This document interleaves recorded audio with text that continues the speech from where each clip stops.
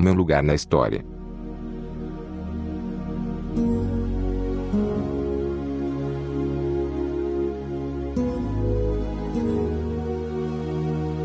Lugar.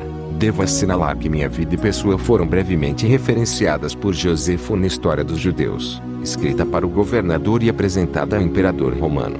Josefo anotou sucintamente que Jesus, que tentou derrubar a lei e ordem e o governo dos romanos, foi castigado e crucificado. Tem-se dito que Josefo pode ter se referido a algum outro Jesus. Mas não é assim. Eu, que mais tarde me tornei o Cristo que realizou os chamados milagres de cura e materialização, fui o rebelde. Mas eu não era nenhum agitador. Não incitei deliberadamente as pessoas a desafiar os romanos nem a desafiar a lei e a ordem. Eu fui um rebelde contra as tradições judaicas existentes. Quando emergi das 6 semanas de jejum no deserto, vi uma forma melhor de pensar e viver, e tentei transmitir o meu conhecimento aos meus companheiros judeus, com pouco sucesso. É importante que você entenda que a pressão da opinião pública pesava sobre meus seguidores. Enquanto eles realmente acreditavam que eu trazia uma mensagem aos judeus para salvar a alma e que eu era o Messias, o Filho de Deus, eles também eram do mundo, tentando relacionar-se com o mundo da melhor forma possível.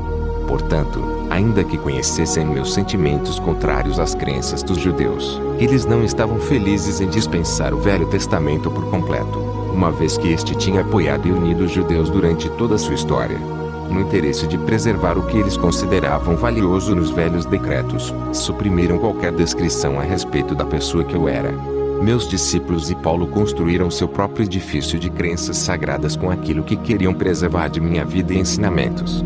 Eles ensinaram e consolidaram somente o que consideravam valioso para as pessoas, judeus e gentios do mesmo modo, os daquele tempo e do futuro. Consequentemente, filtraram o que podiam usar e deixaram de fora a maior parte do que eu chamava os segredos do reino de Deus, pois eles nunca os compreenderam. Tampouco os acharam desejáveis na criação de uma nova percepção do divino, o Pai. Para preservar a crença judaica na salvação do castigo pelos pecados por meio dos sacrifícios no templo, adotou-se a pessoa de Jesus como supremo sacrifício, que pagou pelos pecados dos homens através de sua crucificação. Esta crença servia a muitos propósitos naquele tempo. Isso deu à minha morte na cruz uma razão válida e heroica.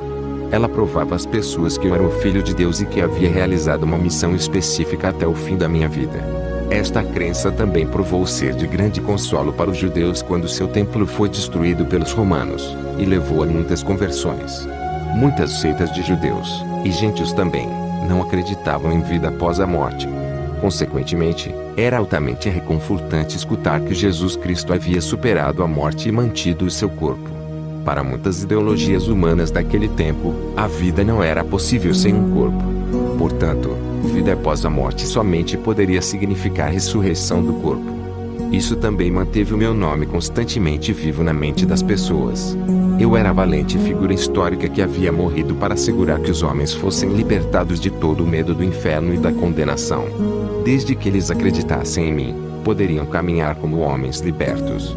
É somente porque meu nome se manteve vivo até hoje, que posso vir agora até você para oferecer-lhe a verdade que eu queria muito compartilhar com as pessoas há 2000 anos.